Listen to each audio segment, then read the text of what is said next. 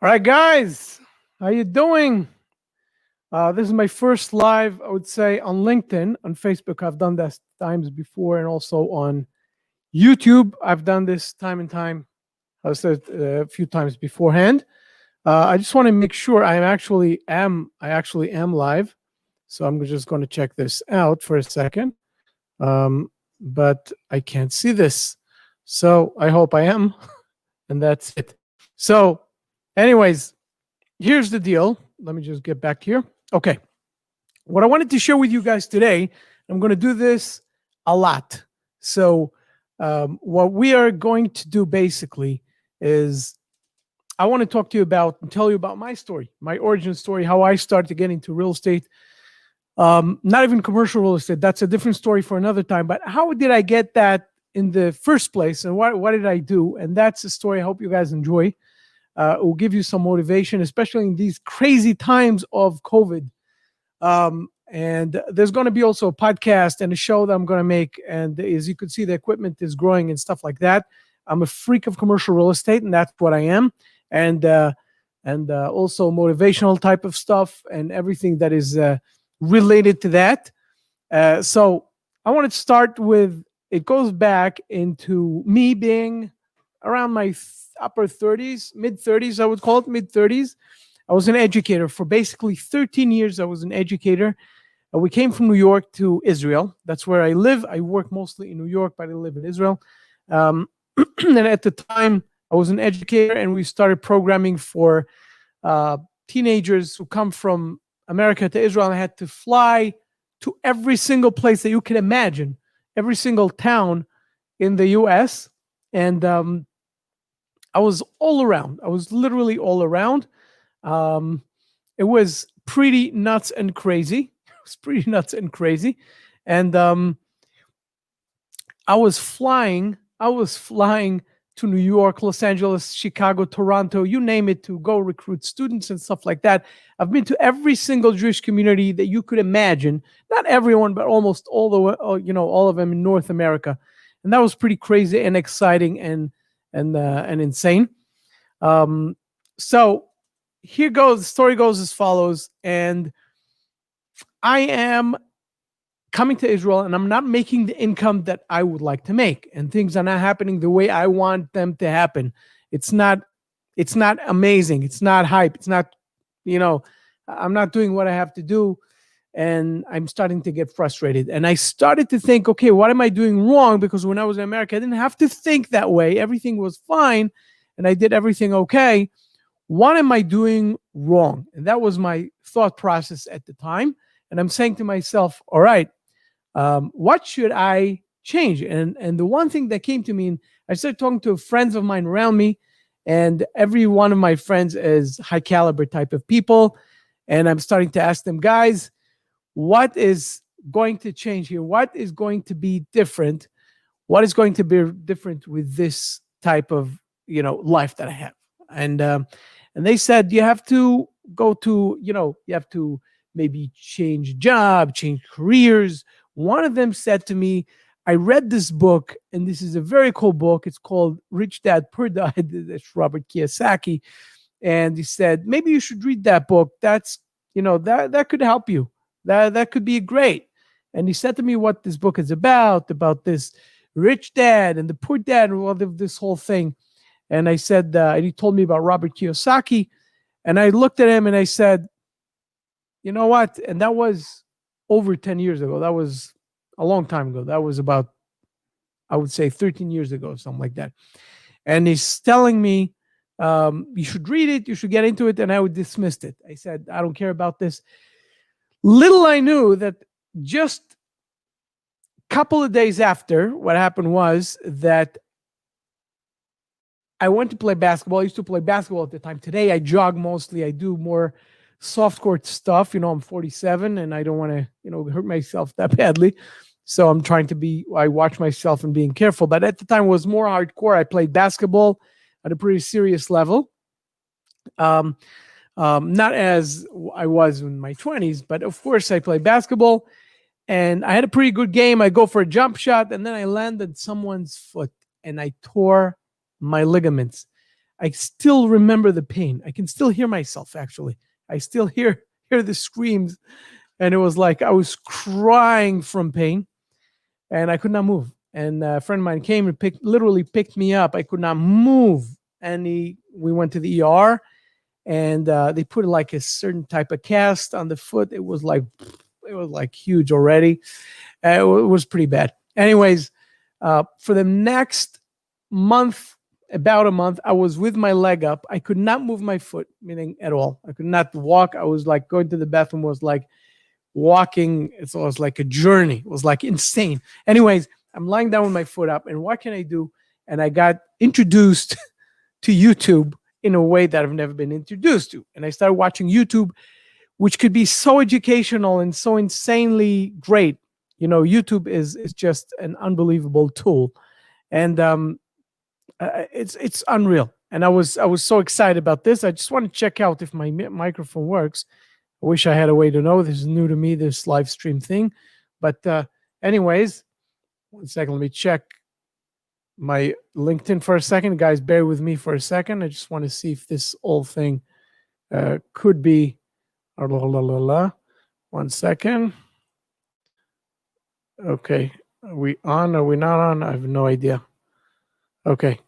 Yeah. We are on. We are on. It's cool. All good. Okay. I'm keeping on going. I'm going to close my LinkedIn not to create any conflicts and stuff like that. So anyways, the bottom line is, and I'm going to make it very, very short and very to the point. And this is crazy. I tore my ligaments. Everything was nuts. And I started watching YouTube. And my friend who told me about Robert Kiyosaki and Rich Dad, Poor Dad and all that stuff. And I'm watching this. And I'm like, this dude is amazing. And before I read the Rich Dad, Poor Dad, this book, I started understanding what investing is. And that was the first time. That was the first time I was like, introduced to that thing. It was unbelievable.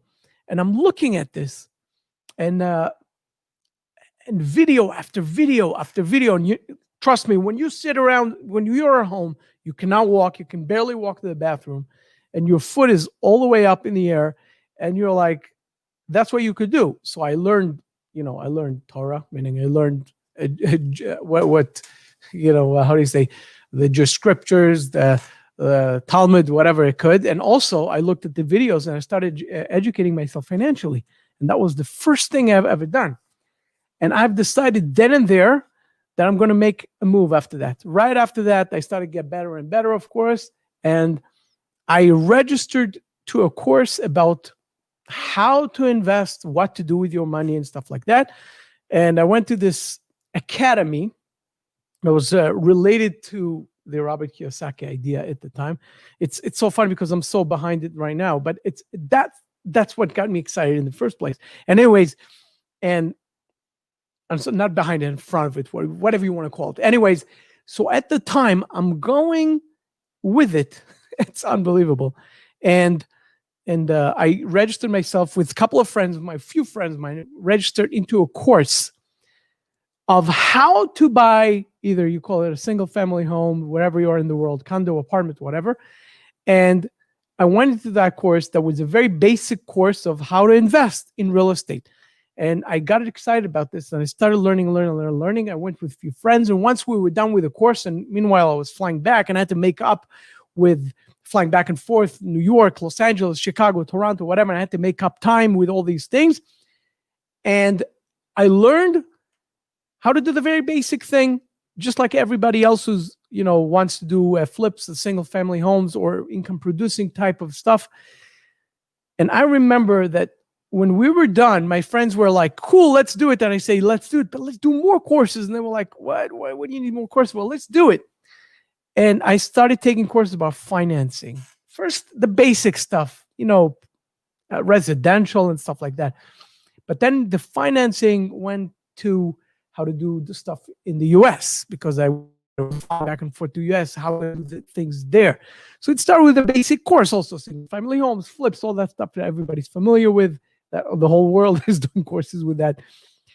But the one thing that really got me excited, I said, construction is something, development is something that excites me. How am I going to do this What am I going to do? So, anyways, here's the thing. I went into this whole thing and I said to myself, I am going to learn how to renovate and how to develop. And I knew that I had an ability in my previous place that I had to build another floor. I never know how to do with it. My wife, women always pushes us, and we men, we're just like nothings. We're what we call in India, we call nebachs, as we call it. And she was pushing me, and I said, I don't know how to do it. I don't know. But anyways, I went to that course about construction development, whatever, the basic stuff of how to renovate and rehab on a residential level, maybe a little more. And I got excited and I said, I'm going to see what zoning do I have. I researched the zoning because I learned how to do it, what type of permits I have. And I did that. And I built another floor and I rented it out, leased it out. It was awesome. And everybody in the street where I lived came to me and said, how in the world did you do that? And I explained to them about the zoning and helped them check that out, what type of permits they need, what type of stuff they need. And within a couple of years, the whole street went to this level, to that, like another flight up, to each place, to each apartment and stuff like that.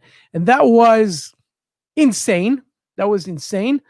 And showed me that I really need to switch careers. Not that I didn't love what I do. Until today, I love it. I'm a teacher and I love to teach. It's my passion. I enjoy it very, very, very much. And but the one thing that was unreal and unbelievable was that I felt that I need to switch careers. I felt that something needs to happen. I need to switch gears and things need to change for me. And that was a huge, huge moment. I'll never forget. It was a huge moment.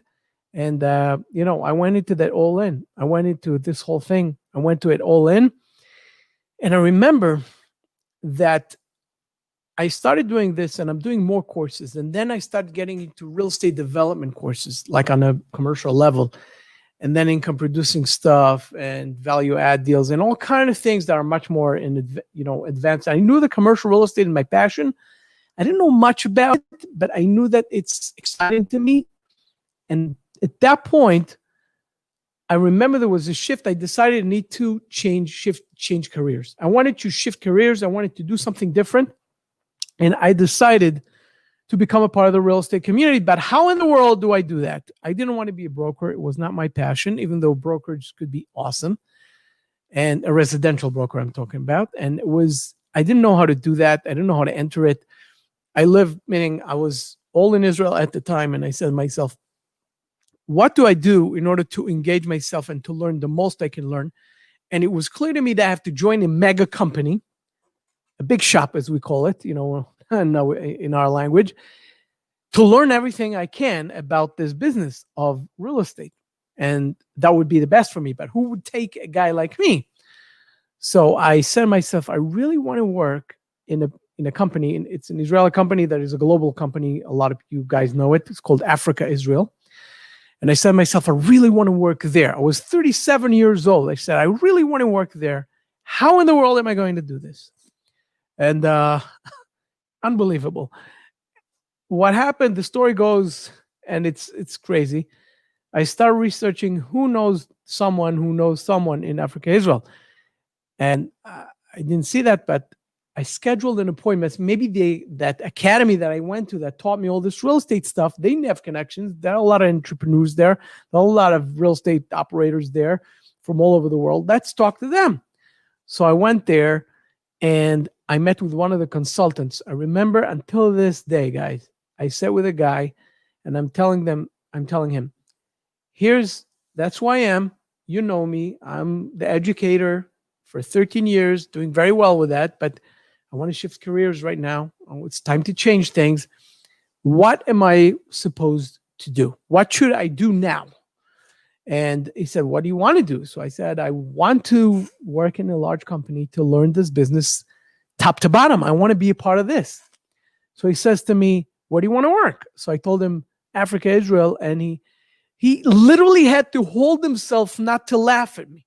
It was like, so Yishai, let me tell you something. You are an educator. You have a great resume for an educator, but no one in the world will take you in to real estate. No one in the world is going to do that. You're not going to be a part of it.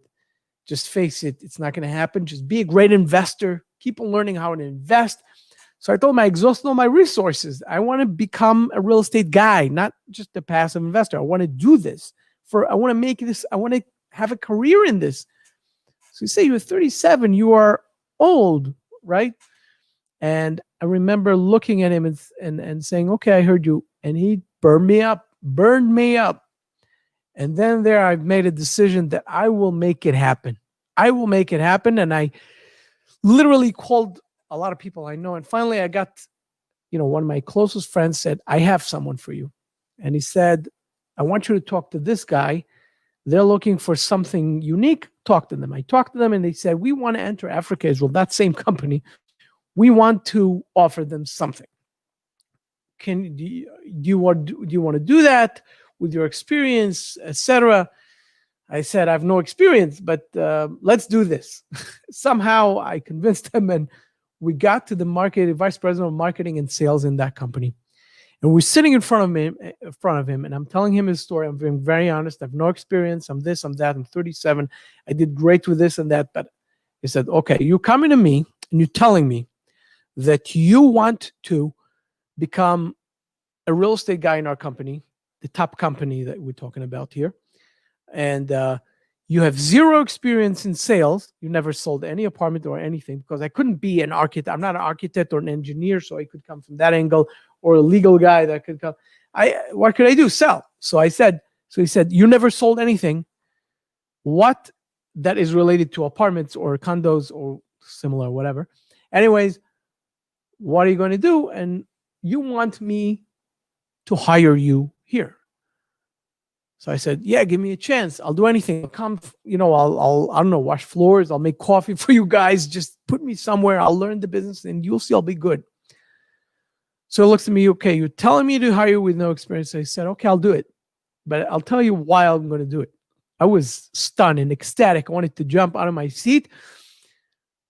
But why would he do that? Meaning, why would a person hire me to be there? I couldn't believe it. Anyways, and he's telling me, because of your resume. So I'm like, what? My resume has nothing to do with real estate. So not the real estate. You've been to almost every single Jewish community to North America. So I said, yeah, multiple times. Yeah, and you have some connections. Yeah. So I said, well, I'm looking for someone for 3 years. I'm looking for someone to go and sell condos, luxury condos, to the Jewish community in America. You're the guy to do it. I will train you. You're smart. I'll train you. I'll give you training in marketing, sales, and basic engineering, architecture, planning, whatever you need to know real estate and how our company works, and this whole thing, so you can explain to clients what to do. And you're going to go to do marketing strategy plus sales.